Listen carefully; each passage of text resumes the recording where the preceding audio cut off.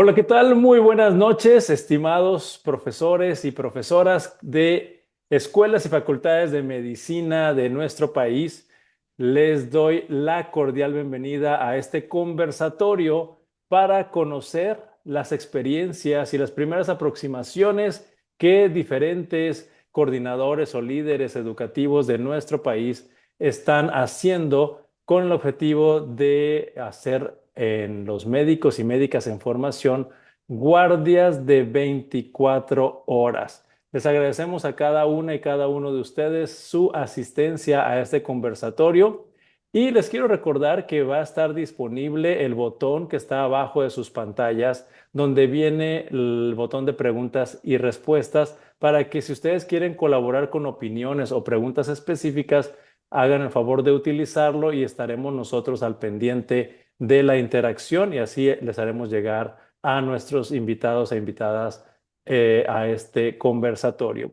Y quiero empezar presentando a nuestros invitados. Empezamos con la doctora Magdalena Cavazos Quero.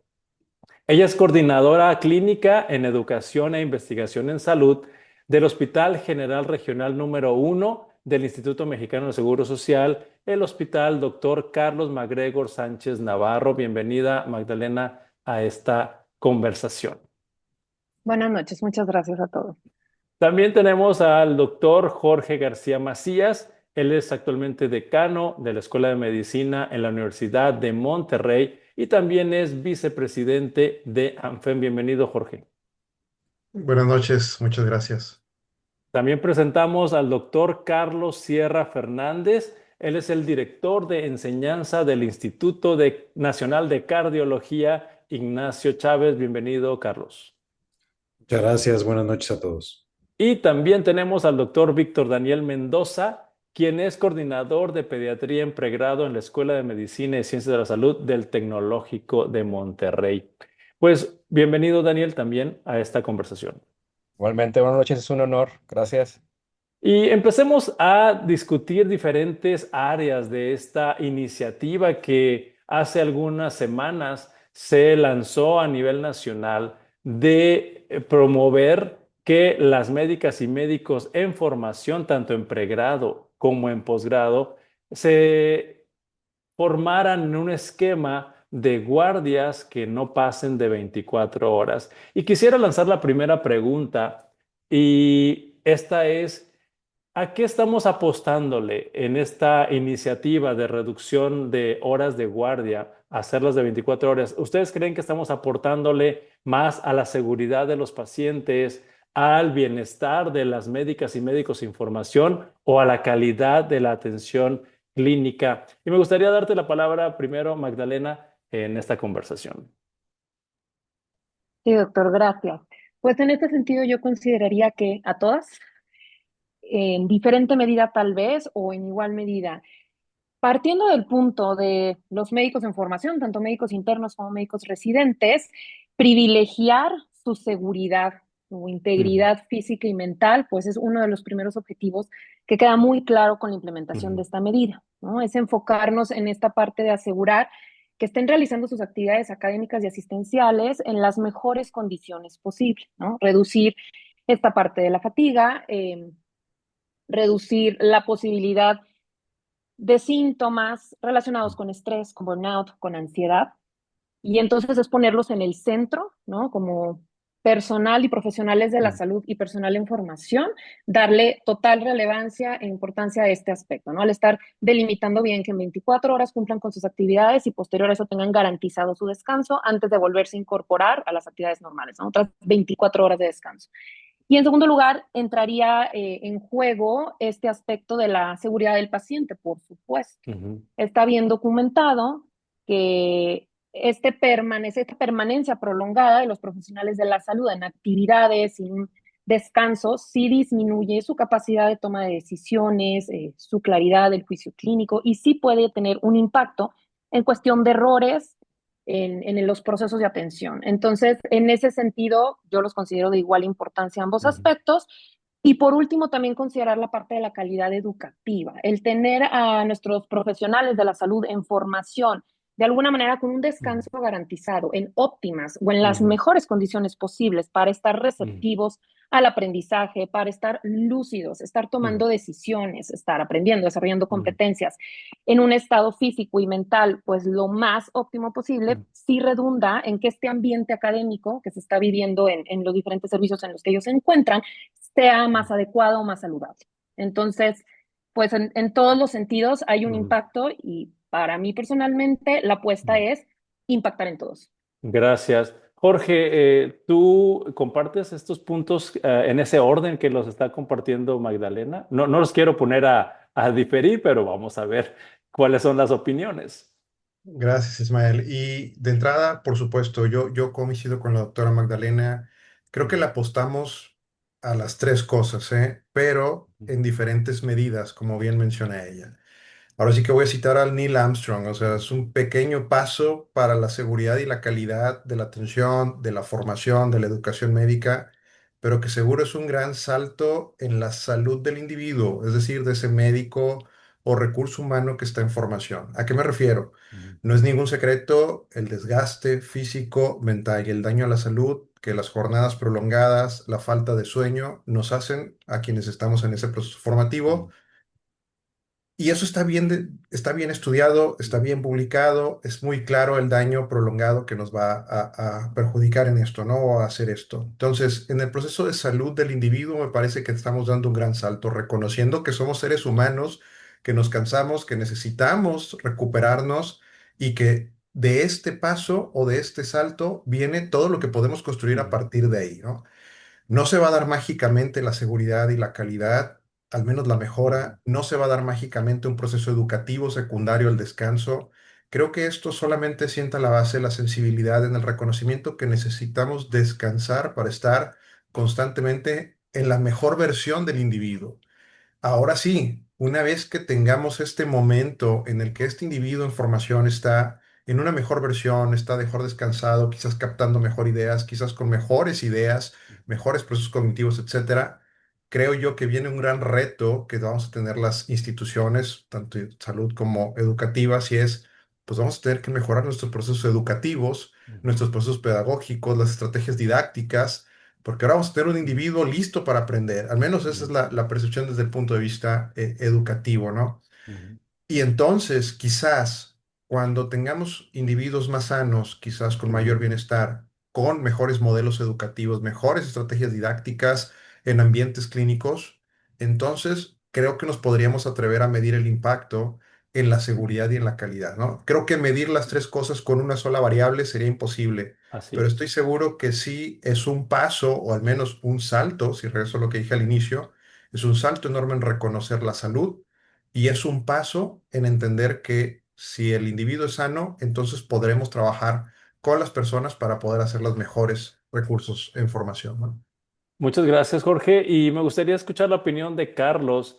Si bien recogiendo las ideas que se han puesto sobre la mesa de que se requiere impactar en los tres ejes, lo repito, sería el bienestar de las médicas y médicos en formación, la calidad y seguridad de la atención de los pacientes y la calidad educativa.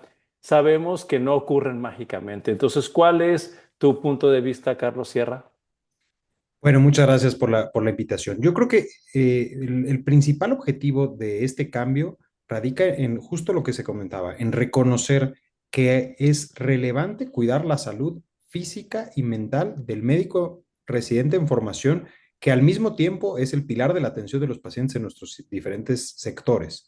Entonces, el primer punto es reconocer que una jornada de trabajo mayor a 24 horas va en contra de todo lo que fisiológicamente podemos nosotros establecer como algo saludable desde el punto de vista físico, por supuesto, y hay mucha evidencia científica sólida sobre el impacto en la salud física de los médicos o de los trabajadores en general de cualquier industria que pasan más de 24 horas continuas en una labor, y por supuesto en la salud mental también, en el deterioro cognitivo que incluso esto implica, y además si esto lo sumamos a que es una profesión de alto riesgo, en donde se toman decisiones que impactan en la vida de los demás, en donde además se está buscando que esa persona crezca profesionalmente en el máximo nivel educativo que tenemos, que es la especialidad o la alta especialidad, pues tener a alguien más de 24 horas continuas trabajando no es una buena idea. Y nació esto de otro momento en la historia de la medicina, en donde probablemente se solventaron muchas carencias asistenciales teniendo personal en jornadas largas de trabajo y donde además se reducía el tiempo necesario para adquirir competencias clínicas al tener más exposición a casos. Por ahí nosotros nos hemos enfrentado mucho a esta resistencia de los médicos en el ejercicio profesional y los profesores de los mismos cursos para cambiar este paradigma, porque es un modelo educativo con el que se entrenaron, nos entrenamos muchos de los que hoy estamos en posiciones de toma de decisiones. Pero yo creo que el primer objetivo es reconocer que la salud del personal que está en este momento de formación es relevante. Y segundo, por supuesto, proteger en ello a los pacientes, porque por supuesto que varía de institución a institución, pero el médico residente es probablemente el responsable primario de la atención de los pacientes. Y un médico residente que está, después de una jornada extenuante de trabajo, tomando decisiones, realizando procedimientos, poniendo indicaciones, supervisando el tratamiento de otro ser humano, probablemente va a estar mucho más propenso a errores del que estaría si viene fresco, descansado de su casa. Y en última instancia, como decíamos, es una persona que está en el momento educativo en donde más debiera aprender y lo estamos poniendo en las condiciones no tan óptimas o en las peores condiciones de aprendizaje posible. Entonces, es una combinación terrible el tener a una persona 36 horas o a veces más trabajando, aprendiendo y cuidando de otro ser humano. Y es por eso que este es un primer reconocimiento. Ya hablaremos en las siguientes preguntas de los mecanismos, pero de que es necesario reconocer que esto no es un modelo que debiéramos de buscar mantener, es necesario. Este no es el mejor modelo, hay que buscar uno mejor. Muchísimas gracias, Carlos. Ahorita Carlos se refirió al entorno de aprendizaje de los residentes y Daniel, me gustaría que nos compartieras desde tu perspectiva en el terreno donde tú tienes mucha influencia, que es en los internos de pregrado. Sí, muchas gracias, Ismael. Miren, yo coincido definitivamente con todos en cuanto a eh, no hay que darle una prioridad a una cuestión u otra, a la salud del paciente o la cuestión académica o el bienestar del alumno, porque simplemente esto va interrelacionado. Si tienes a un alumno que está con un bienestar físico, emocional, en un ambiente académico de forma agradable y psicológicamente seguro, pues automáticamente eso se va a transformar en un trabajo, en un buen trabajo en equipo de salud que va a repercutir en la salud de los pacientes. Entonces, es una interrelación que se da un punto favoreciendo al otro, ¿no? Aquí la cuestión, y también vamos a platicar, yo creo que al ratito nos vamos a explayar, es que lo que se va a hacer complicado, y de hecho ya se está trabajando mucho en eso, es cómo medirlo. Oye, Los ¿cómo medir? indicadores que decía Jorge, sí. Exactamente, oye, es verdad que mejora la seguridad del paciente, es mejor que es académicamente mejor para los alumnos, oye, si hay beneficio en su bienestar, pues ya estamos teniendo un buen cuerpo de evidencia respecto a esos temas y otros, y pues está sumando cada vez más, ¿no? Entonces, sí creo que eso vamos a discutirlo ahorita, yo creo que con mayor amplitud, pero esto aplicado a los alumnos de pregrado, y que tengo la fortuna de también trabajar con alumnos de posgrado, cuando lo comparo, híjole, sí empiezo, o ya hemos empezado a ver diferencia en eso, ¿no? Muchas gracias, Daniel. Y Sí. continuando con las preguntas que me gustaría conocer de las experiencias que ustedes han implementado en sus diferentes áreas de influencia o centros educativos, quisiera antes recordarle a todas las personas que nos están acompañando el día de hoy que pueden utilizar el botón de preguntas y respuestas para hacer comentarios o más preguntas de lo que están compartiendo nuestros ponentes el día de hoy. Y ahora sí, vámonos a la siguiente pregunta. Sabemos que hace algunas semanas o meses se dio esta declaratoria explícitamente por definirlo de alguna manera, en el Seguro Social, Magdalena, pero también en otros entornos ya se estaban gestando algunas experiencias. Entonces, vamos a dedicarnos a ver cómo se han implementado estas experiencias de adecuación de los horarios, turnos y calendarios o planes operativos, también como se les menciona en los diferentes centros. Y empezaría nuevamente contigo, Magdalena. A ustedes les llegó la noticia de que las guardias se iban a reducir en el Seguro Social y cómo empezó el movimiento. Platícanos. Sí, doctor.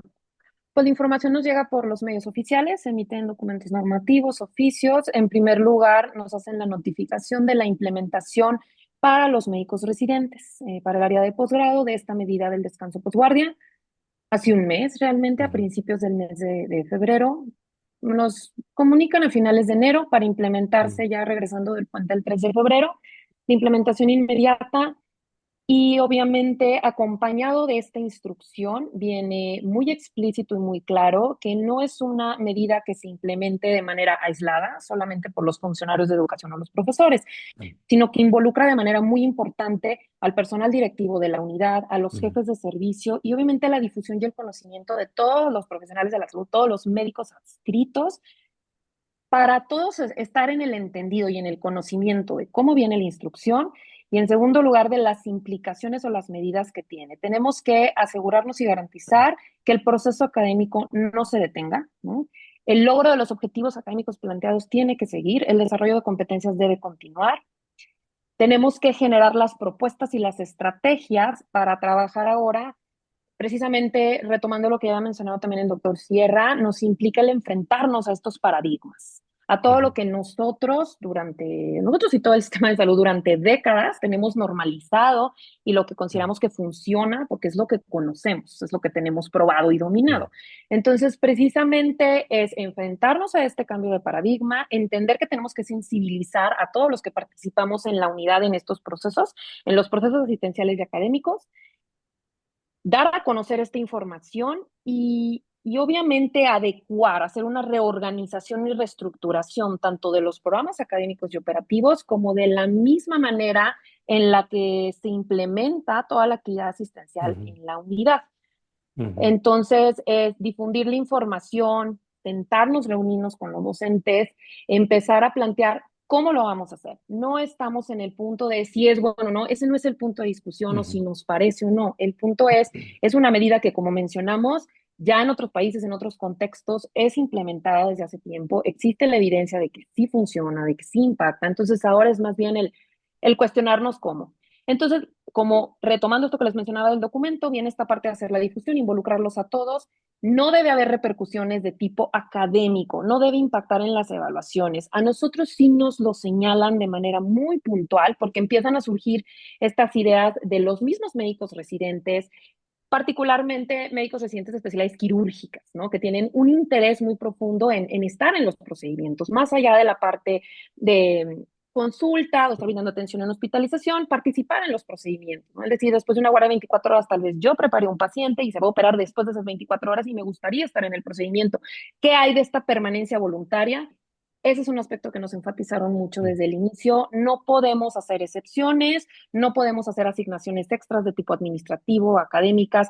La medida tiene que ser tajante y la tenemos que cumplir, precisamente porque al empezar a introducir más variables, pues cabe este riesgo de que no le estemos ujú, implementando como debe de ser o haya malos entendidos. ujú. Entonces, de entrada partimos de que cumplidas las 24 horas, nos dan un margen de más o menos una hora para un proceso de una entrega, pero una entrega de guardia eh, muy ejecutiva, no un pase Transferencia de de visita que nos, responsabilidades, así. Ujú, no un pase de visita que nos va a demorar más ujú, tiempo, sino una entrega de guardia realmente ejecutiva, dependientes de qué más hay que hacer y ujú, asegurar la salida tanto de los médicos residentes. Aproximadamente una semana después de este punto que les comento, nos llega ya la notificación de que la medida se implementa de igual manera para pregrado, para médicos internos. Entonces, la realidad es, tenemos que garantizar la hora de salida y tenemos que trabajar ahora sí precisamente en enfrentarnos a esta situación de que damos por hecho que los programas académicos, todas las sesiones académicas, clases, etcétera,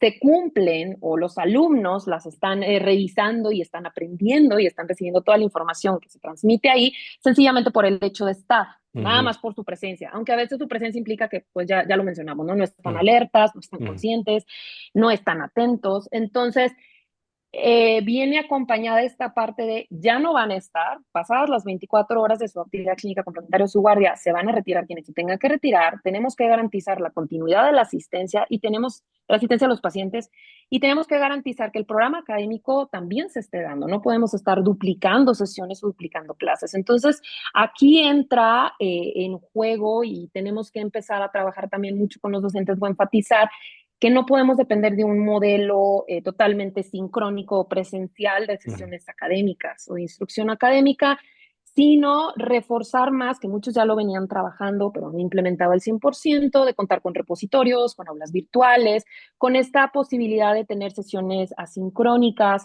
y sí centrar a los médicos en formación en este sentido como protagonistas de su aprendizaje. Normalmente pues sí requieren de una supervisión muy estrecha y de estar constantemente recordándoles fechas y todo, pero ya no podemos depender porque no van a estar. Tenemos que garantizar el descanso sin sacrificar el que se cumpla la revisión de los contenidos académicos y por otro lado, muy importante el desarrollo de competencias, que van más allá nada más de estar sentado en una clase o en una sesión, sino estas exposiciones, estos escenarios clínicos en los que ellos participan junto a los pacientes, tenemos que hacerlos más deliberados, más intencionados, precisamente para, les digo, cambiar este paradigma de que cantidad es calidad. Más bien tenemos que optimizar el tiempo que sí tenemos con los médicos residentes y los médicos internos que les corresponde estar para cumplir con esos objetivos. Y que también ellos dentro de sus horas de descanso sean conscientes que hay temas, que hay situaciones que sí van a tener que revisar. Muchísimas gracias por todo este contexto y pues puedo llegar a entender que ahorita muchas unidades, sí, hospitales del Seguro Social están en esa transición porque hace poquitos recibieron la instrucción y están en proceso de ajustes e implementaciones. Muchísimas gracias, Magdalena. Carlos, según tengo entendido por una conversación previa que tuvimos, tú ya tienes algunos años o meses de experiencia en esta transición a las guardias reducidas de 24 horas. Sí, nosotros en el Instituto Nacional de Cardiología en el año 2019, poquito antes de la pandemia, participamos en las adecuaciones que se estaban preparando para la norma oficial mexicana 001 de las residencias médicas. Y ahí se hablaba mucho justamente de las jornadas de trabajo extendidas, particularmente las horas semanales de los residentes, la periodicidad de las guardias y la idoneidad de un periodo no mayor a 24 horas continuas de atención. Desafortunadamente vino la pandemia, con la pandemia se saca una norma extraordinaria que ustedes conocen bien para el ejercicio de las residencias médicas en este contexto y quedó eso en el olvido, pero nosotros nos llevamos la tarea de intentar implementarlo en algunos de las áreas que en el Instituto de Cardiología pudiera ser factible, en la mayor cantidad posible, y esto fue el año 2019. Implementar la posguardia, es decir, nosotros como lo manejamos es que el residente que termina su guardia pueda irse temprano y no tener que quedarse a cubrir el turno completo. No en una estrategia de 24 horas y checador, que a la hora 24:005:001 ya tuviera que estar fuera, sino más bien que termina la guardia, entrega y ya no tiene ninguna labor asistencial asignada para el día siguiente. Sobre todo nos funciona muy bien para los servicios críticos, en donde es muy claro que el cambio de turno se da en la mañana y ya no hay labores asistenciales más que del turno nuevo. Nosotros en cardiología, unidad coronaria, urgencias, terapias postquirúrgicas, este modelo funciona. Y entonces, a partir de entonces es que el residente tiene el derecho a tener posguardia libre. En el momento que termina, entrega su guardia y se va. Evidentemente no son 24 horas, probablemente en algunos casos son 26, en algunos casos son 27 horas, pero ya no tiene responsabilidades. Y nos ha funcionado. El problema que enfrentamos fue el de la resistencia de los profesores, no tanto por la labor asistencial, porque la labor asistencial podía ser cubierta si organizábamos a nuestro personal. Eso podía, había garantía de continuidad de los procesos de atención. Pero existe ese paradigma, existe esa idiosincrasia del profesor del curso, decir, es que yo me formé en un sistema en donde estábamos todo el día aquí, vivíamos aquí. Hay mucha tradición que permea a veces en la forma de educar. En la época, decían, en mi época vivíamos en el hospital, entrábamos el lunes en la mañana y nos íbamos el sábado a mediodía. Íbamos sábado y domingo a nuestras casas, ¿no? Ese era el modelo en el Instituto de Cardiología, en donde se entrenaban a vivir ahí. Y el que estaba de guardia se quedaba en la noche a ver a los pacientes, pero los demás seguían estando ahí, dormidos tal vez, pero seguían estando ahí. Entonces, ese romper usos y costumbres ha sido complicado.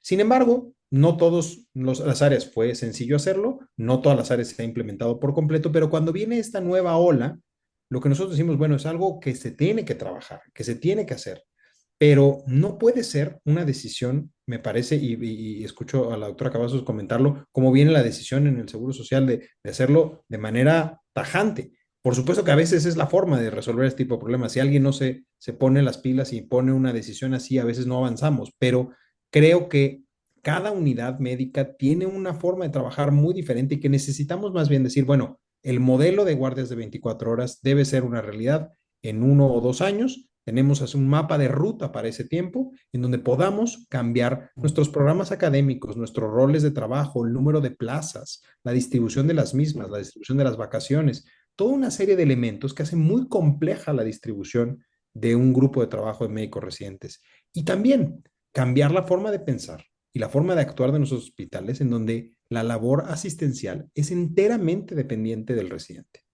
Si nosotros seguimos partiendo de que un hospital no puede funcionar si no hay residentes y dejamos de lado que el médico residente es un actor del proceso, pero que tenemos que robustecer las instituciones para que existan otros actores secundarios del proceso o incluso otros actores primarios que tengan otro papel laboral y que no sea el residente el único responsable. Hay unidades de atención que cuando se trabajó en la norma en el año 2019 decían, bueno, es que en mi hospital yo no tengo adscritos en fin de semana. Y entonces, si dejo que el residente se vaya en la mañana, me voy a quedar con turnos vacíos o me voy a quedar con servicios vacíos porque no hay el personal. Tomar una decisión a rajatabla en esos departamentos o en esas áreas va a dejar desprotegido a los pacientes. Entonces, yo creo más en que tenemos que hacer un mapa de ruta para poder llegar a ese modelo que todos sabemos que debe ser el ideal de jornadas de trabajo mucho más humanas, mucho más razonables, pero que logren atender a los pacientes y cumplir con los programas académicos, cumplir con las clases, cumplir con los modelos de enseñanza. Nosotros implementamos a la par, y me tomo un segundo para decirlo, con este modelo de posguardia garantizada, con hacer modelos de aprendizaje invertido y mucho de la educación teórica hacerla en línea y reservar los espacios de convivencia en aula para actividades teórico-prácticas, más bien fundamentalmente prácticas. Y nos funcionó bastante bien. Sin embargo, vino la pandemia y con la fatiga de Zoom de la pandemia, volver a retomar modelos de educación híbrida se volvió un reto para profesores y para los propios alumnos. Los alumnos ya no estaban tan dispuestos a recibir toda la educación en línea porque habían tenido 2 años de puramente educación en línea. Muchísimas gracias, Carlos. Y vamos a conocer ahora el aspecto de escuelas aquí en el norte del país, en el ámbito privado, con alianzas estratégicas también con algunos hospitales de instituciones públicas. Jorge García, ¿cómo ha sido la implementación en estos entornos de escuela privada junto con alianzas con hospitales del sector público? Retadora, es lo primero que voy a decir, ¿no? Yo creo que como todo retadora. A ver, coincido con Magdalena y con Carlos, ¿no? A ver, construir, desarrollar una cultura lleva muchos años. Y para que una cultura sea válida, tiene que pasar generaciones. Entonces, a través de las generaciones, esa cultura va siendo realidad y va siendo más válida, ¿no? Y al final, esa cultura que ya está validada por generaciones nos da identidad. Entonces, al final, todos tenemos una identidad, identidad que durante años hemos construido, que la formación del médico debe de realizarse tal como la conocíamos todos nosotros, porque está validada por las generaciones previas, porque está construida por muchos años de formación. Y como bien dice Carlos, a rajatabla de un día para otro, esa identidad se corta, ¿no? Y entonces caímos en un duelo, ¿no? En un duelo formativo, en un duelo educativo, quizás, porque resulta que, o sea, ya no era factible de alguna manera. Coincido, quizás lo más sano pudiese ser el construir una ruta y llevarnos de una manera a este puerto que queremos llevar de una manera mucho más ordenada, mucho más organizada, aunque a veces quizás va la maleza creciendo tanto que tienes que dar el machetazo, ¿no? Para cortar. No siempre es la mejor decisión, pero quizás es un llamado, ¿no? Al decir, ¿sabes qué? Bueno, tenemos que ajustarnos. Y en ese ajuste, creo que también en la parte de instituciones educativas, porque bien han compartido Magdalena y Carlos los retos en las instituciones de salud, pues las instituciones educativas tenemos la otra mitad de la responsabilidad, ¿no? Que es cómo velamos por el proceso educativo para que se cumpla y se alcance la promesa de valor que dimos a la sociedad, que es un perfil de egreso de esos médicos especialistas. Y aquí viene el reto, ¿no? Porque si bien cortamos al siguiente día, pues no todos los servicios van a funcionar así, no todos los perfiles de egreso van a funcionar así, tenemos que personalizar. Y personalizar implica entender la naturaleza del perfil de egreso que queremos en ese especialista. No es lo mismo un Ujú, internista que un urgenciólogo, que un cirujano, que etcétera, ¿no? Y entonces adaptar los servicios, adaptar las necesidades de eso implica tener también una ruta desde la parte educativa. ¿Qué queremos lograr? Y yo creo que va a ser esta el parteaguas para quizás empezar a hablar de algunos conceptos que tal vez distaban en algún momento, como qué es una actividad profesional confiable. ¿Se ujú, requieren 24 horas, 48, 72 horas seguidas para desarrollarla? Y si sí se requiere, ¿lo hemos medido? O sea, ujú, sabemos que hay más confiabilidad en una actividad profesional de alguien que duró 72 horas contra alguien de ujú, 24. Son preguntas que quizás habrá que hacernos, ¿no? Y habrá que delimitarlas en función de la especialidad. Quizás un ujú, cirujano requiere una formación un tanto más personalizada, un portafolio distinto de evidencias, un progreso diferente, y como universidades nos toca trazar esa ruta. ujú, La institución de salud no es una universidad, es un proceso asistencial, es un proceso formativo que lleva de la mano de una ruta ujú, que trazan en conjunto con las universidades. ¿Qué reto tenemos las universidades privadas o públicas al final del día? Que muchas veces no solo tenemos un aval académico en el posgrado, es decir, que solamente trabajamos con el IMSS, no, trabajamos con el seguro, con el ISSSTE, con los hospitales privados. Cada uno tiene identidades ujú, distintas con las cuales tenemos que ir trabajando e ir trazando esas rutas académicas que tendremos que seguir a partir de ahora. Esa es una de las cosas. Y por supuesto, para llegar a eso, pues tenemos que tener una estrategia y una fortaleza docente que tenemos que llevar de la mano a ambas instituciones. Entonces, desde nuestro lado, trabajar programas de profesionalización docentes, la intervención con estrategias tecnológicas que ayuden a construir portafolios validados, tener educación constante o continua a la mano para los alumnos y para los docentes, porque pues ya no van a estar ahí todo el ujú, tiempo, entonces hay que tenerla a la mano, ¿no?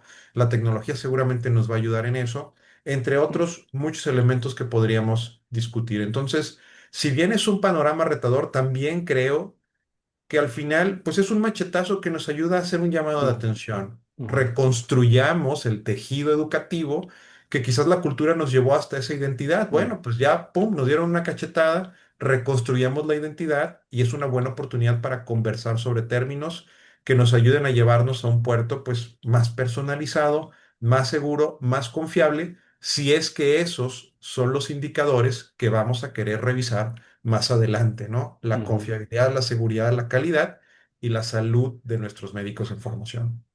Muchas gracias, Jorge.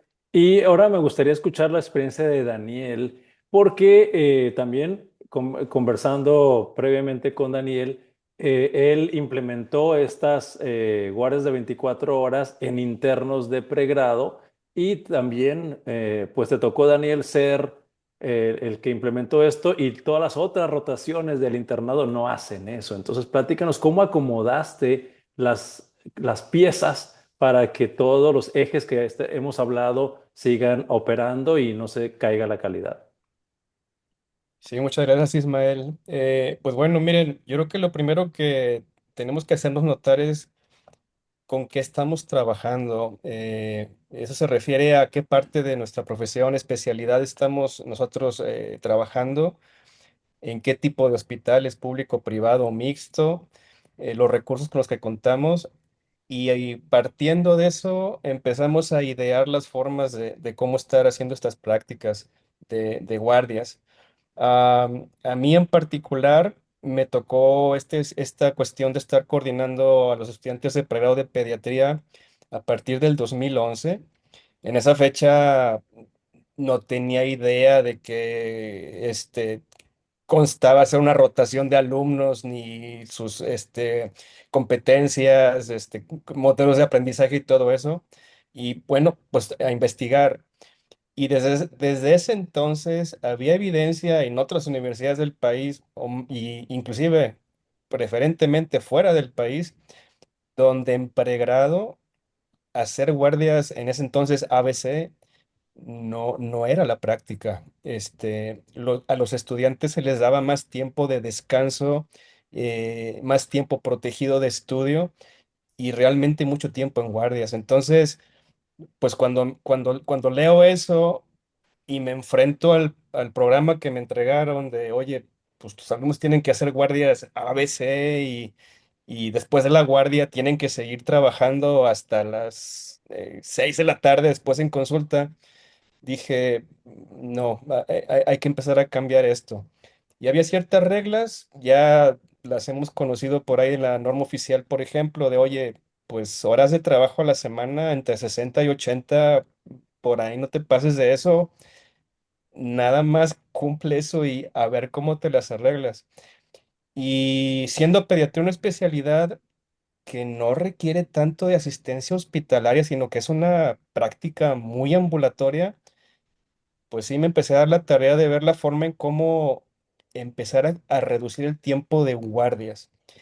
Y lo primero que implementamos en el 2011 fue un sistema de guardias cortas, guardias largas.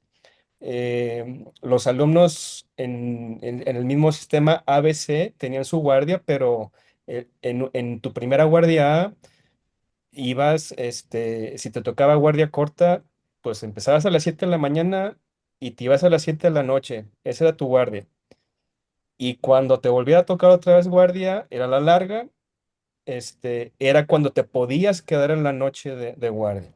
Eh, y bueno, la verdad eso empezó a funcionar muy bien. De hecho, después se empezó a implementar esto de la guardia ABCD, que ya muchos de ustedes empezaron a ver a nivel nacional e internacional.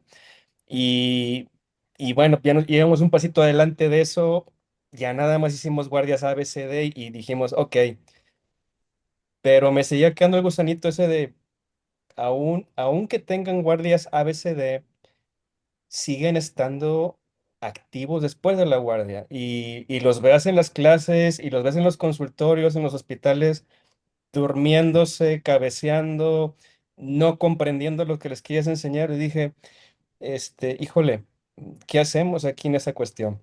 Como bien dijo Carlos, nos cayó pandemia y eso para muchas cuestiones y sobre todo medicina fue un parteaguas. Lo clínico, la asistencia a hospitales se nos desapareció por completo. Tratamos de compensarlo con algunas actividades ahí, pero frente a paciente eso por meses o un buen rato estuvo eso fuera del juego. Y fíjense que eso, en lo personal y también viendo la evidencia a nivel mundial, empezó a crear una nueva forma de pensar, oye, ¿necesitan realmente tantas horas clínicas los estudiantes en particular frente a pacientes? Y pues a partir de eso se me ocurrió, vamos a quitarles la posguardia a los alumnos. Después de su guardia de 24 horas, se van a un día posguardia libre, este, académicamente protegido. Es para tu bienestar, ejercicio, ver a tu familia, si tienes hobbies, hazlo, estudia, y vamos a ver cómo funciona. Y lo empezamos a implementar en el 2022. Esa fue nuestra primera generación de estudiantes en donde lo implementamos. Y pues hasta la fecha, hemos estado trabajando con eso y ahora que escuchamos la noticia de, pues ya se hace a nivel nacional con residentes y ya lo quieren meter con estudiantes de pregrado, pues bueno, pues en lo que podamos nosotros proporcionar nuestra pequeña experiencia que tenemos respecto a eso, en lo académico, en lo que hemos visto en el bienestar de los alumnos, en la cuestión de la seguridad del paciente y cómo trabajan con ellos, pues empezamos a notar muchos beneficios y compartidos con evidencia a nivel mundial. Entonces, pues digo, enhorabuena, qué bueno que está sucediendo esto y espero que se extienda a más escuelas de medicina, hospitales públicos y privados por igual. Muchas gracias, Daniel. Y la siguiente pregunta que me gustaría debatir con ustedes está relacionada a estas brechas generacionales.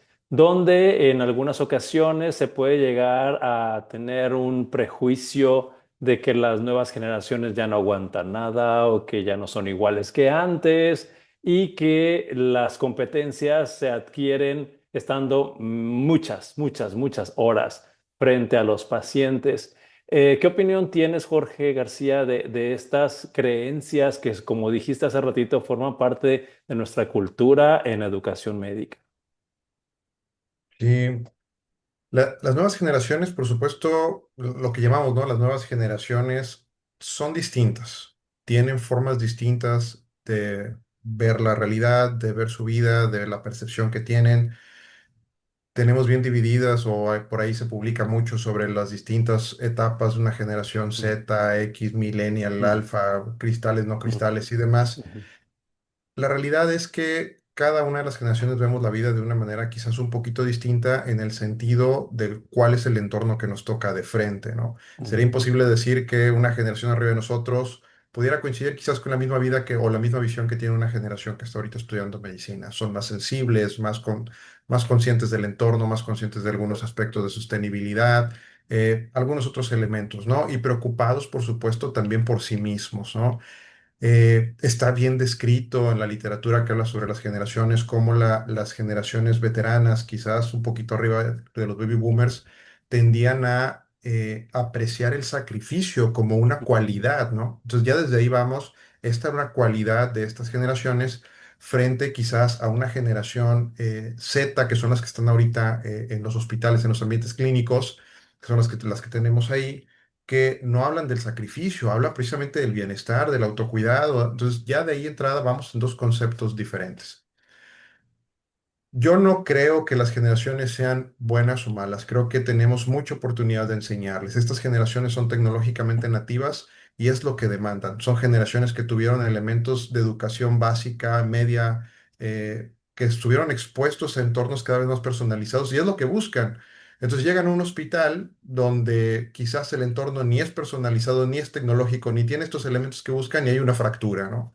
mm, Hace un año en la universidad desarrollábamos un estudio de educación que se basaba precisamente en buscar entender estos perfiles o virtudes que tienen los estudiantes de las mm, generaciones actuales, porque hay un concepto, quizás mito, que decía que hay un poco compromiso o un bajo compromiso de mm, estas nuevas mm, generaciones. Entonces nos dimos a la tarea de buscar, oye, ¿qué quiere decir eso de que hay un mm, bajo compromiso? Y nos dimos a la tarea de buscar con nuestros estudiantes a través de un estudio que realizamos y encontramos algo interesante. El compromiso es la virtud más alta que mm, tenían todos nuestros chicos en el último semestre y en el internado de mm, pregrado. El compromiso. Sin embargo, en contraste con las virtudes más, digamos, del otro extremo de la tabla, venía el dominio de las emociones, el autodominio, mm, la mm, resiliencia también. Si uno traduce eso a un simple ejemplo, y seguro será muy criticado, pero si traduces eso a un ejemplo en un ambiente clínico, pues quizás yo voy a tener un interno altamente comprometido con su formación, que tiene ganas de aprender, que tiene ganas de hacer las cosas. Sin embargo, va a llegar al pase de visita y en mi modelo tradicional, pues va a llegar al pase de visita, le voy a preguntar algo que acabo de leer anoche, porque pues yo soy el médico adscrito, y le voy a decir, y lo voy a criticar por no saberlo. Y en la crítica le voy a decir, ¿sabes qué? No sabes, esto no es para ti y entonces voy a activar la otra parte, porque tal vez el chico venía bien mm, comprometido, pero al activar la otra parte me voy a ir al autodominio, al pobre autodominio, o mm, quizás la falta de resiliencia del comentario, y entonces voy a fragmentar la educación. Es un ejemplo muy mm, burdo y que seguro me puede mm, ser muy criticado, pero a lo que mm, voy es ejemplificar cómo tenemos dos extremos. El compromiso no ha cambiado y estoy seguro que el compromiso es quizás el mismo que tuvimos nosotros cuando estábamos en esa edad o quizás una generación por arriba de nosotros cuando mm, estaba en esa edad. El compromiso ahí está.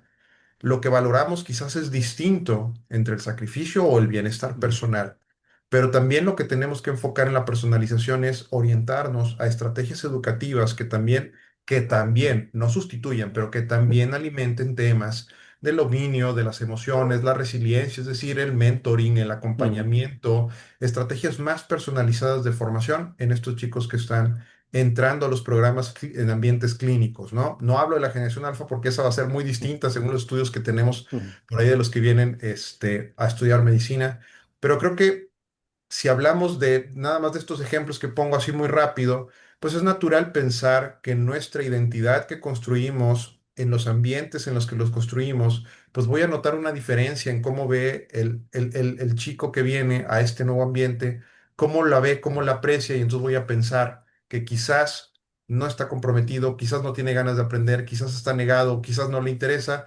etcétera, porque mi ambiente y mi identidad se construyó de una manera Ujú. distinta, ¿no? Bien, en conclusión de lo que acabas de decir, recojo, Jorge, que definitivamente tenemos una responsabilidad como docentes a entender mucho mejor el entorno, las necesidades de nuestros estudiantes para también diseñar nuevas experiencias de aprendizaje. Es más o menos así lo puedo resumir con lo que acabas de mencionar. Y me gustaría lanzar una pregunta para Carlos y para Daniel, porque hace ratito ambos mencionaron estrategias didácticas que se quieren o se requieren implementar al hacer estos ajustes para que los médicos en formación no estén más de 24 horas en constante actividad clínica. Y por ahí se aparecieron algunas, pero me gustaría si alguno de ustedes quiere iniciar primero para exponer qué estrategias didácticas o qué adaptaciones didácticas se requieren hacer cuando queremos bueno, darle mucho valor al bienestar de los estudiantes y no fatigarlos con más de 24 horas. ¿Alguien quiere empezar? Carlos, adelante. Bueno, nosotros lo hemos estudiado ya desde hace algunos años. Ujú, Creemos que el modelo de educación, perdón, me centro mucho al modelo de posgrado, pero es el que ujú, nosotros manejamos. Nosotros en el internado de pregrado ujú, no tenemos en el Instituto de Cardiología, pero sí el modelo de residencias.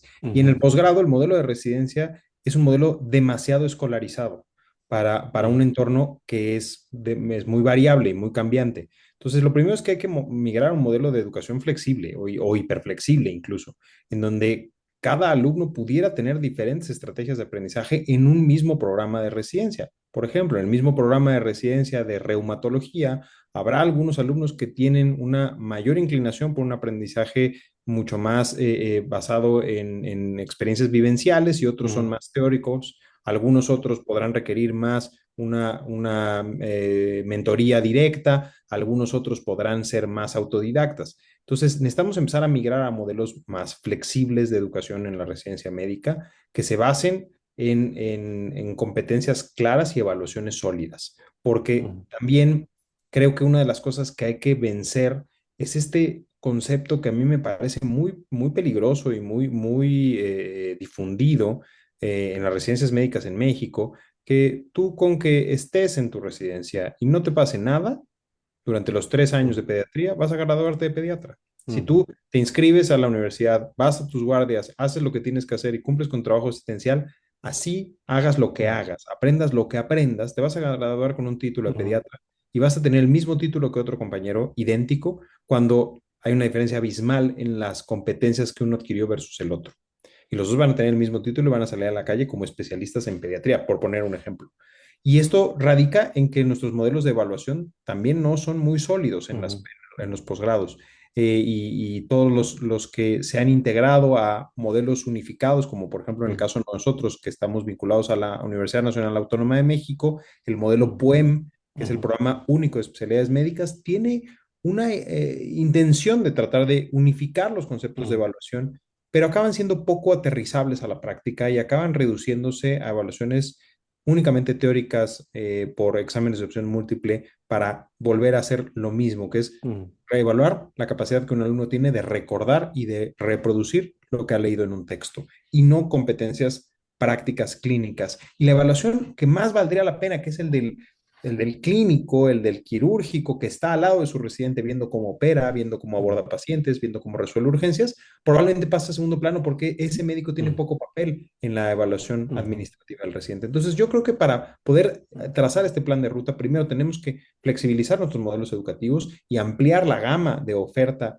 de experiencias de aprendizaje que tienen ujú, los alumnos. Segundo, pulir y vigilar fehacientemente los modelos de evaluación y dar una capacitación docente mucho más centrada en estos modelos de evaluación a ujú, los profesores que están a cargo de las labores diarias de los médicos ujú, residentes. Y por supuesto, utilizar estrategias de tecnología de la educación porque creo que si no vamos a tener la presencia de los médicos durante más de 24 horas, pues sí tendríamos que utilizar recursos que permitan modelos asincrónicos, modelos de educación a distancia, modelos de educación híbrida o de educación invertida, para que puedan mantener el aprendizaje a pesar de que no tienen que estar todos juntos al mismo tiempo en la misma aula recibiendo la única clase que van a tener en la semana, como pasa en muchos centros formadores. De acuerdo, y como mencionó Magdalena en una de sus intervenciones, poniendo al estudiante al centro y además haciéndolo responsable de su propio aprendizaje y con lo que acabas de decir, Carlos, de teniendo un resultado de aprendizaje claro como las competencias y todo el ecosistema o entorno que logre que estas competencias se desarrollen y que se demuestren con un sólido sistema de evaluación, creo que puede ser parte de la hoja de ruta que estabas mencionando y también Jorge hablaba de las diferentes estrategias didácticas. Y continuando contigo, Daniel, en el otro extremo del pregrado, también hay personas o profesores y profesoras en este país y en otros que de repente dicen es que la simulación clínica no funciona porque lo ideal es que estén con el paciente real y que se aprende mejor con el paciente real. Y aquí estoy tocando unos temas bastante álgidos. A ver, Daniel, ¿tú cómo ves esta perspectiva de las estrategias didácticas en el internado para lograr esas competencias del médico general? Sí, gracias, Ismael.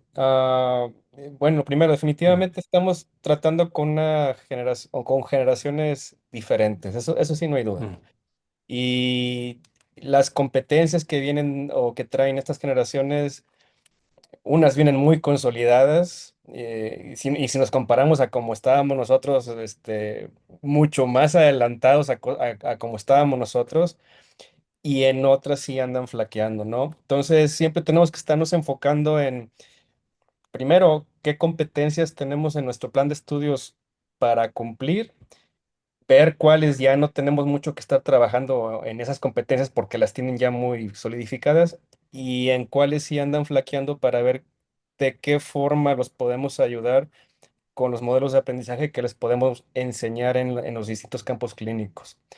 Ah, Aquí particularmente en pediatría, eh, tenemos una, híjole, no sé si decirle ventaja en cuanto a el tiempo que tenemos disponibles a cargo los alumnos. Cuando revisas la cantidad de semanas que rotan en pediatría en otros hospitales o instituciones en México o en otras partes del mundo, en promedio andan alrededor de 6 a 8 semanas. Nosotros las tenemos 12 semanas, que es un poco más del tiempo promedio a nivel nacional e internacional. Y eso nos permite, yo creo que de una manera más fluida, distribuir la cuestión de las actividades que queremos reforzar para sus competencias y buscar los modelos para que eso se dé.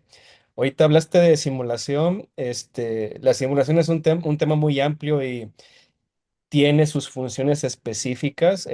Mucha gente lo entiende como que usar simulación es querer este, quitar de lado la vivencia del paciente, y pues no es así, es reforzar esa vivencia con el paciente o preverla, para que cuando tenga esa vivencia con el paciente, pues le vaya mejor al alumno.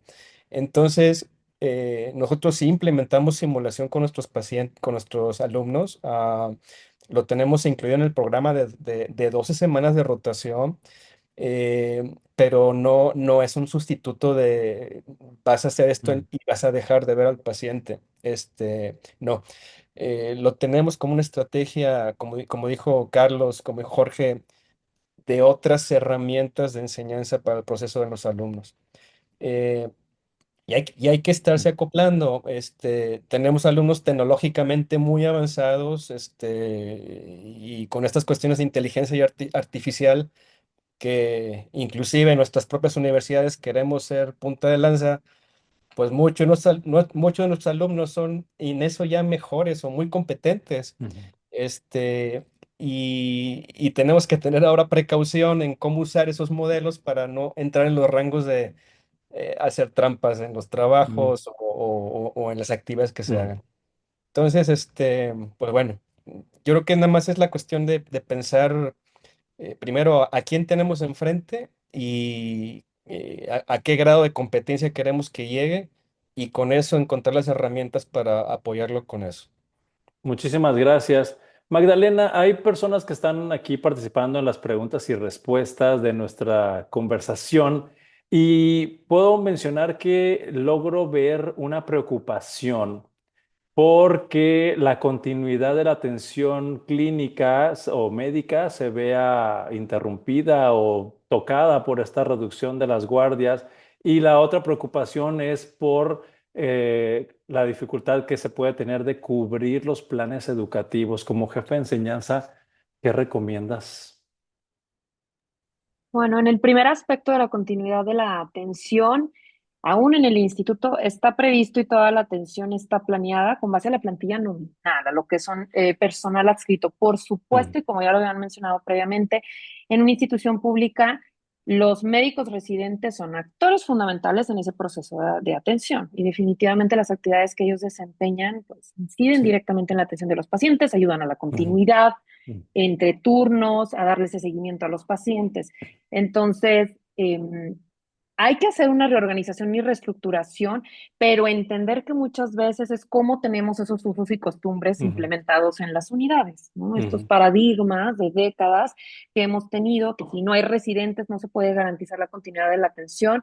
Cuando, bueno, al menos en nuestra unidad sí contamos con los médicos especialistas en los diferentes turnos, en esos servicios en donde existen cursos de especialización y hay médicos residentes adscritos. Entonces, no podemos justificar o sustentar que la implementación de esta medida no es posible precisamente porque no vamos a poder dar continuidad a la atención.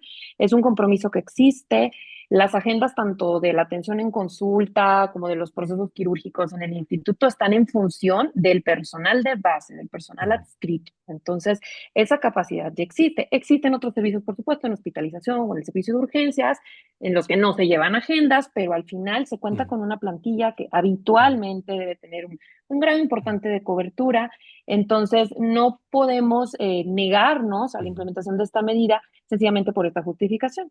Sin embargo, lo reconocemos, sí hay una ujú, participación muy importante. Entonces, por eso es que es fundamental trabajarlo con los jefes de servicio, con las autoridades de la unidad y que ellos mismos a la vez sensibilicen a todo el personal adscrito de todas esas actividades en las que sí intervienen y participan los médicos residentes como parte fundamental de este equipo de salud, pero que no por el hecho de tenerse que retirar por un ujú. descanso que ya tienen garantizado, tenga que mermar en la atención de los pacientes, sino tenemos que reforzar en ellos como médicos residentes que en este lapso de 24 horas sabemos que a veces es imposible por factores Ujú, ajenos a ellos, por sus circunstancias, que algunos de los procesos ocurran, ¿no? Tal vez quede un estudio radiológico sin realizar, una interconsulta sin presentarse y pues ya no es necesariamente una situación atribuible a ellos, pero que eso no puede detener el proceso de atención ni ujú, puede impedir que se ujú, implemente bien esta medida. Entonces, tiene que ver con esto, con reforzar las actividades que ya tiene el personal adscrito institucional, que se comparten responsabilidades con los médicos residentes, porque tanto en la norma oficial mexicana como en los reglamentos y toda la normativa institucional que tenemos, está muy claro que todas las actividades que realizan los médicos residentes tienen que estar siempre supervisadas y asesoradas ujú, por el personal adscrito. Entonces, en ese ujú, sentido, pues la atención tiene que darse ujú, porque existen ya los recursos para hacerlo. Y en el otro sentido de los programas académicos, pues estamos ahorita en esta fase de implementación precisamente y retomando muchos de los aspectos que ya se han mencionado, es garantizar que sí se revisen de alguna manera todos los temas y todo, pero no partir del hecho que, porque nos ha funcionado durante muchos años, que estar todos sentados durante esas mínimo de ujú, 5 horas que nos marcan a nosotros, ¿no? De manera semanal, de ujú, sesiones académicas o clases, los alumnos verdaderamente estén aprendiendo. A eso le ujú, llamamos nosotros cumplimiento del programa académico, es decir, tengo mis listas de asistencia y garantizo asistencias, pero no necesariamente se va a reflejar en que el médico residente o el médico interno definitivamente haya adquirido los conocimientos y haya desarrollado las competencias. Entonces, nuevamente es robustecer y ujú, fortalecer nuestros sistemas de evaluación. Como mencionaba ujú. también el doctor Sierra, ese sigue siendo un área de mucha Un oportunidad reto, para un nosotros reto. también en Ujú, posgrado, que la evaluación nos refleje realmente ese ujú, aprendizaje y ese punto del que partimos y al que queremos llegar. Nosotros, al menos en el instituto, sí, recientemente, cuando salió o actualizaron el procedimiento normativo que tenemos para todo el proceso de posgrado, nos actualizaron las evaluaciones. Nuestro sistema de evaluación que antes se enfocaba sencillamente a 3 dimensiones, la parte afectiva, la parte psicomotriz y la parte de conocimientos o Ujú. teórica. Ahora nos lo ampliaron un poquito más, además de esas áreas formativas que reciben otros nombres, nos integraron la parte de investigación clínica y científica y la parte de educación médica, en un área formativa que se llama el residente como profesor. Y sí nos han enfatizado mucho esta cuestión de tener que ser muy claros en el sistema de evaluación, muy objetivos y lo mismo. Trabajamos con varias universidades que nos otorgan ahora los cursos de especialización que tenemos. Entonces, es irnos adecuando también a lo que los programas académicos universitarios nos exigen o nos Mm. presentan y lo que nosotros en el instituto tenemos que lograr. Entonces, sí es un reto en el que estamos trabajando todavía porque, lo repito, no vamos a tener la asistencia asegurada del 100% de los residentes, que no la teníamos, porque siempre podemos tener a alguien de vacaciones o de incapacidad, pero ahora vamos a tener, como les digo yo, al menos el 25% cada día ausente por esta Ujú. cuestión de su descanso garantizado. Entonces, es entender que el programa académico no solo se cumple y no solo se debe cumplir de manera presencial, que tenemos que Ok. echar mano de estos recursos que hemos mencionado continuamente, de las herramientas tecnológicas, de las tecnologías de información y comunicación, de estas sesiones asincrónicas a Mm. distancia, porque precisamente es Ujú. enfrentarnos nuevamente a derribar estos paradigmas de por qué a Mm. nosotros así nos funcionó, porque Ujú. así lo vivimos, y entender eso. Ahora, en relación, porque también por ahí mencionaban la cuestión de si va a ser necesario prolongar o no la formación, pues en este momento nuestra... Agregarle un Sí, año sí, a cada especialidad. no es la primera vez que lo Mm. escucho, precisamente al platicar con jefes de servicio ahorita en este mes que llevamos de implementación de la medida, comentaba yo con uno de los jefes de urología o también con el jefe de cirugía, de especialidades quirúrgicas donde tenemos residentes en formación, pues su perspectiva y su sentir en relación, su percepción en relación a esta implementación que llevamos. Uno de ellos sí me hacía este comentario precisamente, dice, tal Ujú. vez en las especialidades quirúrgicas habría que considerar esta parte de si tenemos que prolongar la formación porque precisamente necesitan más exposición a estos procedimientos. Pues es algo que tendríamos que analizar y ver, como lo hemos estado repitiendo, si diseñamos o definimos claramente escenarios clínicos bien fundamentados los objetivos académicos, Ujú. si privilegiamos la calidad de esos escenarios y del tiempo que sí tenemos a los residentes en formación y en actividades académicas, ya lo mencionaban, el reto es poder medir hasta qué punto, con lo que ya tenemos trabajado y aún con el descanso posguardia, vamos a llegar al mismo desenlace. Ahí sería muy Ujú. aventurado decir o no, habría que ver al momento de hacer la medición de este desarrollo de competencias, de estas habilidades, si realmente hay una diferencia o no por el hecho de este 25% Ujú. de los días que van a estar descansando los residentes. Entonces sería aventurado Gracias. ahorita poder decir que sí. Gracias. Me gustaría rápidamente, Carlos, para ir dirigiéndonos al final de esta conversación, que podamos pasar muchos minutos hablando, pero tampoco es la intención. Ahorita no tenemos a nadie aquí representando a especialidades quirúrgicas, pero en el caso tuyo, Carlos Sierra, de hacer procedimientos cardíacos, que pues sería un equivalente a desarrollar habilidades manuales o técnicas. ¿Esta implementación tú crees que ha mermado o disminuido esta competencia manual o procedimental en los cardiólogos? Bueno, yo creo que aquí el primer punto que tenemos es que Mm. nos agarra este cambio de medida en un momento en el que tenemos, creo que, poca evidencia certera de las famosas curvas de Ujú. aprendizaje. Ujú. Porque nosotros nos dimos a la tarea en las altas especialidades de la cardiología de tratar de definir un número mínimo de procedimientos necesarios para adquirir ciertas competencias básicas. Por ejemplo, implante Ujú. marcapasos, Ujú. angioplastia coronaria con implante de stent, la angiografía coronaria diagnóstica o diferentes procedimientos que hacemos y ver el número de procedimientos necesarios para adquirir la habilidad y para reducir complicaciones y trazar justamente estas curvas.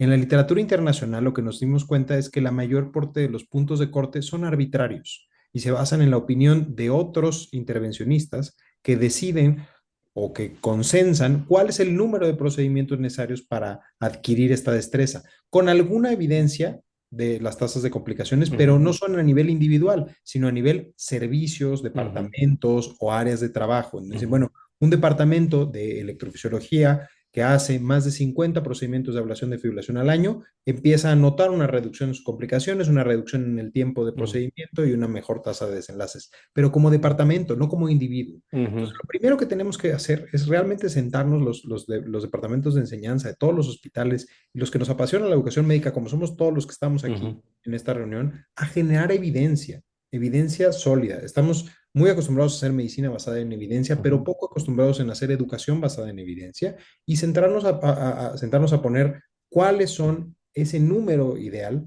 de procedimientos y entonces ujú, definir si ese número ideal de procedimientos o de, para las especialidades clínicas, de oportunidades de aprendizaje, número de casos de pacientes vistos, número de casos de urgencias atendidas, etcétera. Cada una de las métricas que deberían de componer el portafolio de habilidades o el portafolio de conocimientos, ujú, experiencias y recursos de adquisición de experiencia clínica, tiene que tener cada uno de los residentes para poder dar el siguiente nivel. ujú, Entonces, a partir de ello, poder hacer cálculos de los tiempos. Habrá muchos, y yo estoy casi seguro que en México, sobre todo en los centros académicos formadores como los que estamos aquí platicando, que sobrepasamos por mucho esas métricas. O sea, yo estoy seguro que un residente de cirugía en un hospital general, ujú, cualquier lugar de México, va a operar por rebosamiento apéndices y va a ujú, operar vesículas a morir y probablemente tiene más del número de procedimientos que necesita para dominar esa competencia en ese periodo. Pero habrá tal vez algunos otros en donde queden muchas brechas. Y ujú, entonces será importante definir si lo que le falta es un año más de entrenamiento en el mismo hospital, en donde va a volver a hacer el mismo número de procedimientos que ya se sabe hasta el hartazgo, o más bien buscar complementos con rotaciones o con experiencias en otros lugares para que él tenga todo su abanico de herramientas de resolución de problemas. Y eso, hasta donde yo tengo a entender, no tenemos sólida ujú, evidencia que hoy nos diga cuánto se necesita.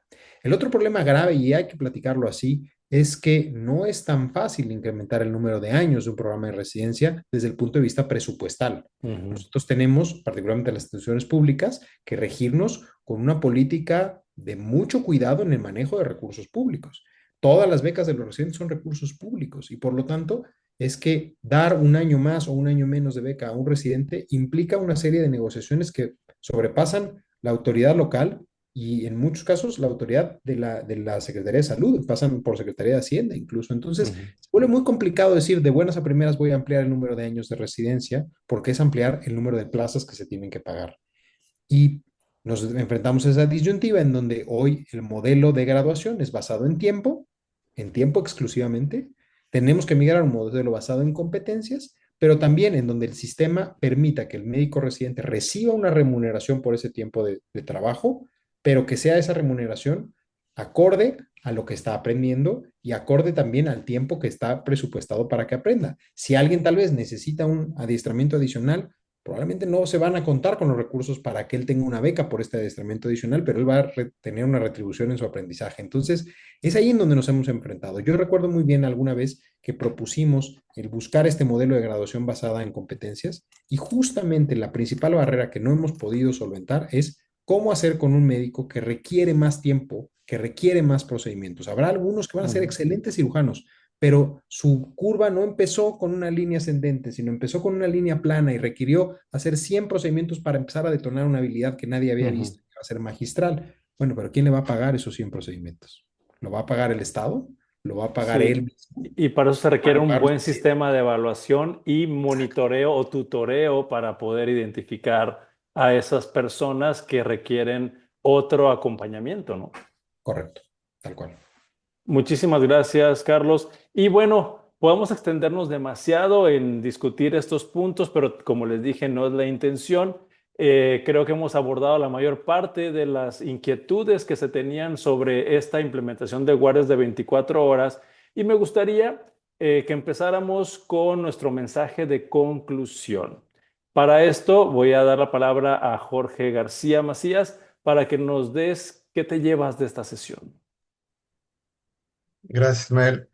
Pues la verdad es que, primero, bien lo dijo Carlos ahorita, me llevo que veo mucha gente interesada en educación médica y eso pues ya es un buen punto de partida.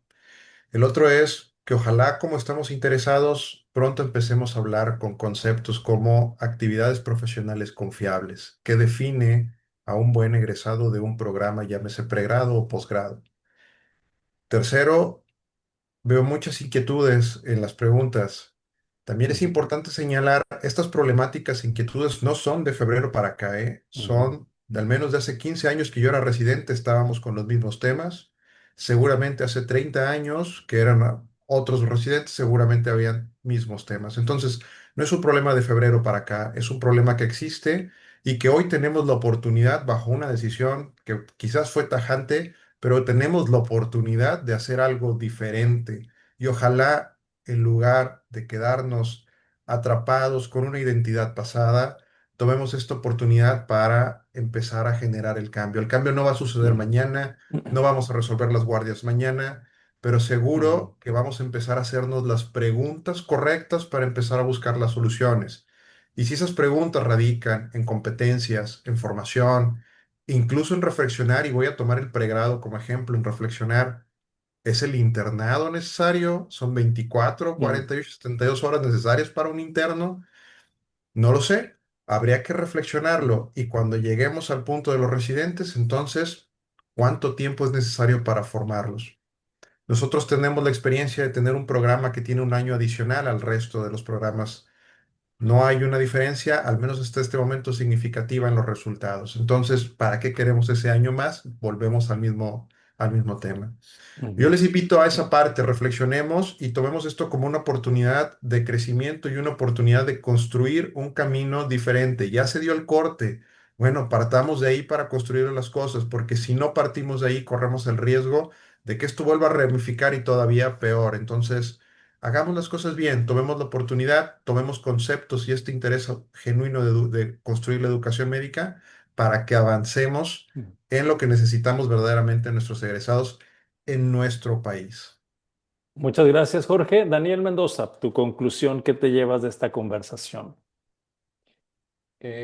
Híjole, yo creo que sí, muy concretamente es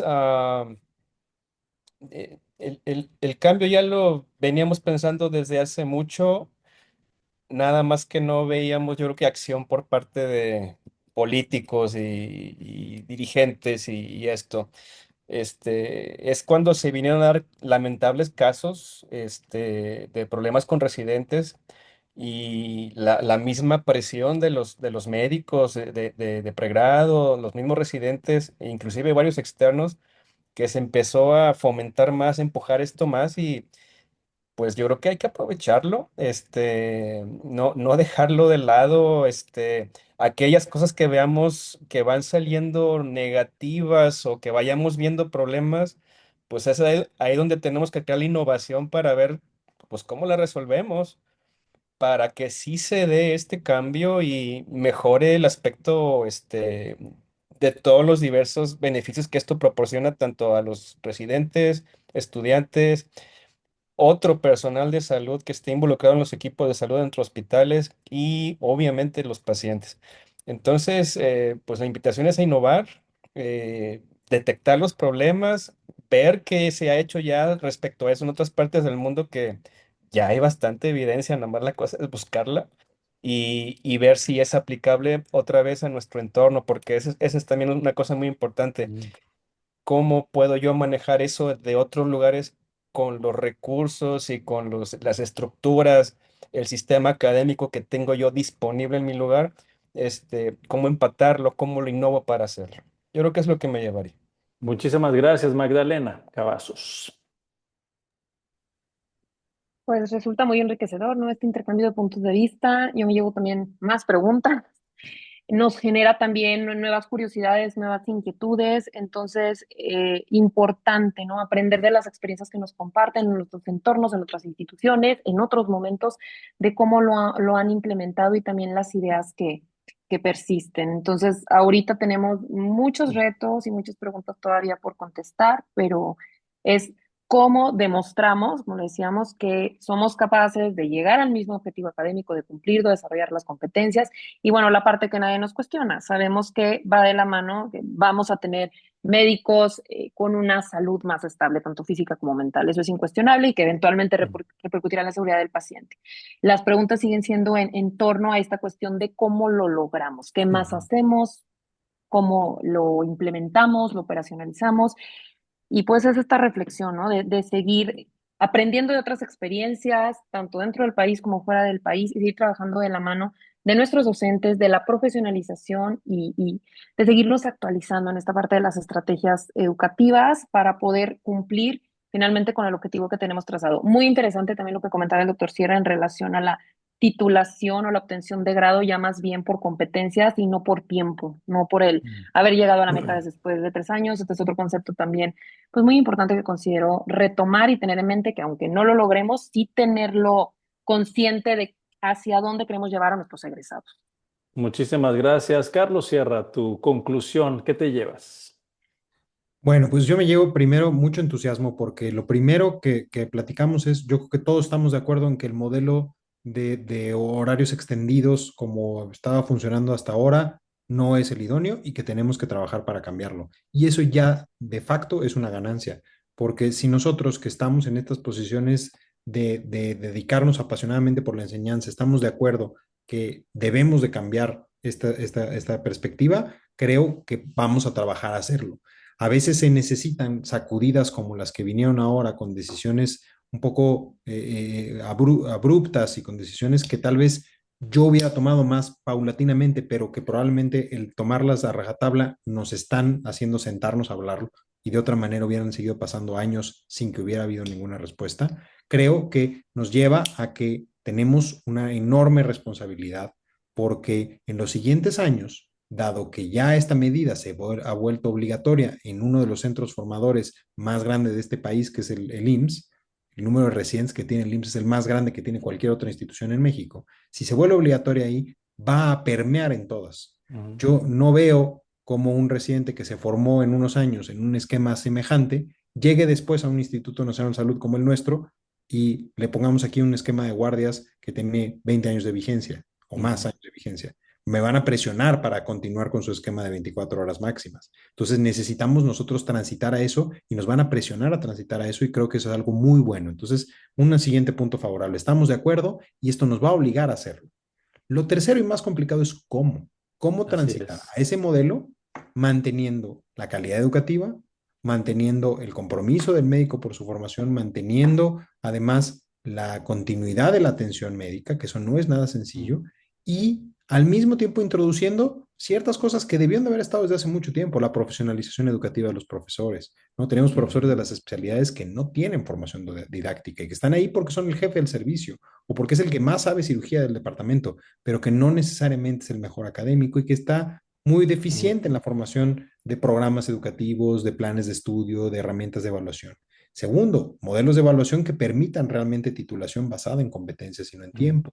Y tercero, y yo creo que más relevante, que logremos hacer que los programas sigan una trayectoria curricular que haga que sea también un tiempo de entrenamiento razonable.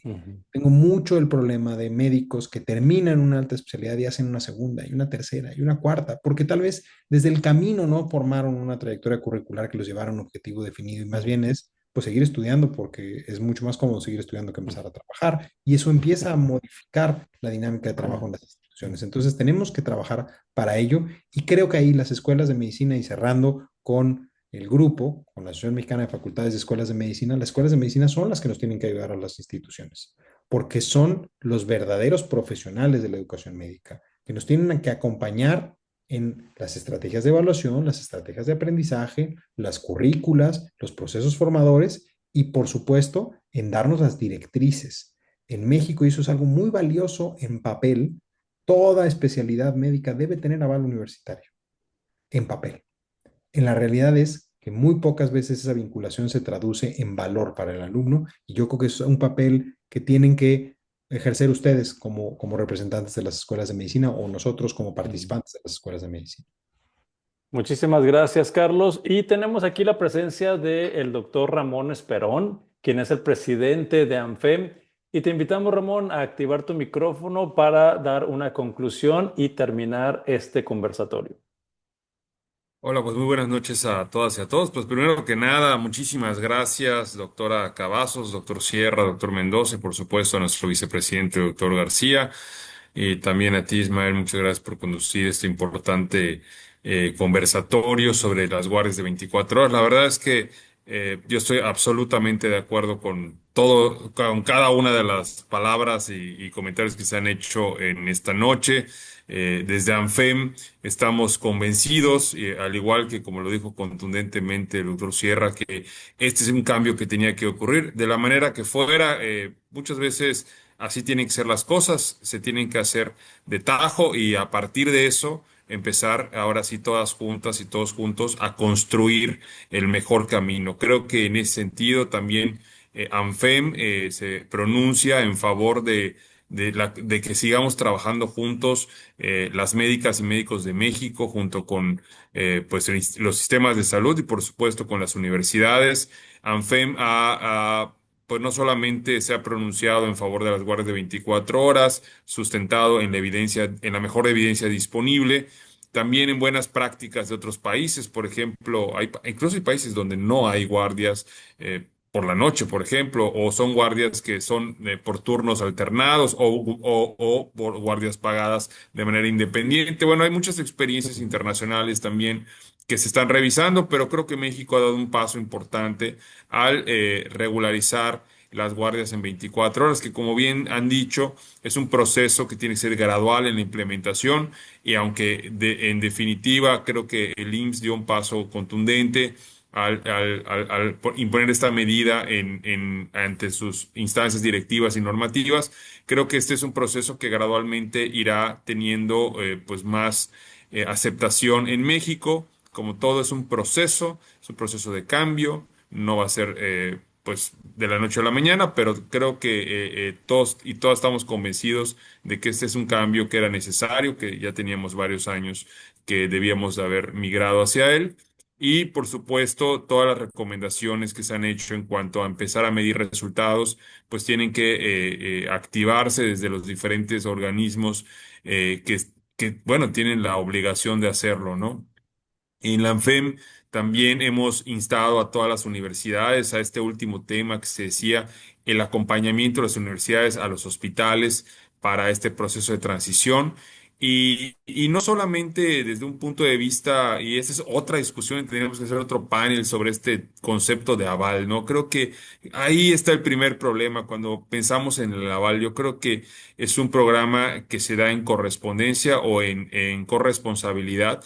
El hecho de aval muchas veces pareciera ese espaldarazo, estoy ahí atrás, pero es tu programa, ¿no? Y entonces creo que eso ha generado en cierta medida que las universidades pues se involucren poco, ¿no? Y eso es algo que también es un cambio que necesitamos en México, porque también la evidencia dice que los hospitales más académicos son los que mejoran más su calidad en la atención de los pacientes. Entonces, la relación de la academia con la calidad en la prestación de servicios médicos también está altamente relacionada. Entonces, todo empieza a ser parte de un ecosistema que, como les dije al principio de mi intervención, estamos construyendo juntos, ¿no? Creo que esa es la clave. Les agradezco infinitamente la gran experiencia que nos traen 5 médicos en pantalla clínicos, que además están en práctica clínica, que fueron parte de un proceso formativo anterior y que ahora están conscientes y promueven este cambio. Muchas gracias, de verdad, los 5 en responsabilidades de toma de decisiones, en la formación de residentes y de médicos de posgrado. Así que de verdad, muchísimas gracias por sus comentarios, por sus aportaciones y serán altamente tomadas en cuenta desde ANFEM y estoy seguro que desde todas las médicas y médicos de México. Entonces, es mi comentario y de nueva cuenta, pues bueno, seguimos trabajando y creo que un compromiso de ANFEM tendría que ser, pues, reunámonos en 6 meses, ¿no? Pongamos en septiembre otro El segundo conversatorio, foro, invitemos a sí. otras, claro, invitemos a otros jefes de enseñanza, jefas de enseñanza, otros actores, incluso residentes, a ver cómo está continuando este proceso y qué beneficios o qué retos tenemos enfrente, ¿no? Muchas gracias de nueva cuenta. Pues nuevamente, gracias a cada una y cada uno de ustedes, estimados profesores y profesoras que nos acompañaron. También agradecemos a la doctora Magdalena Cavazos Quero, ella es coordinadora clínica en educación e investigación en salud del Hospital General Regional número 1 y del Instituto Mexicano del Seguro Social, el Hospital Dr. Carlos MacGregor Sánchez Navarro. Gracias, Magdalena, por tu presencia. Y también agradecemos a Jorge García Macías, decano de la Escuela de Medicina en la Universidad de Monterrey y vicepresidente de ANFEM, al doctor Carlos Sierra Fernández, director de enseñanza del Instituto Nacional de Cardiología Ignacio Chávez. Gracias, Carlos. Al doctor Víctor Daniel Mendoza, gracias por tu presencia. Y Ramón, gracias por tu intervención en este conversatorio.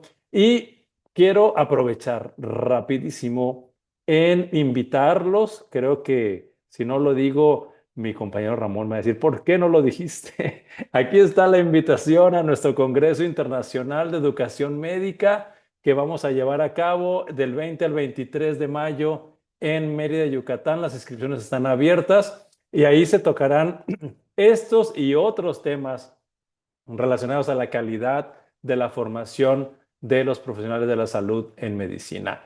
Pues nuevamente, muchas gracias a todas y todos.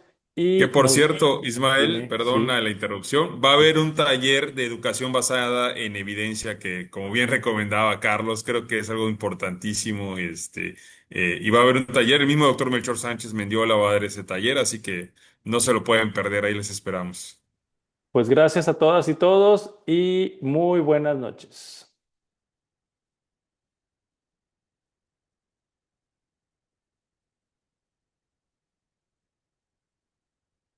Vamos a dejar de grabar esto.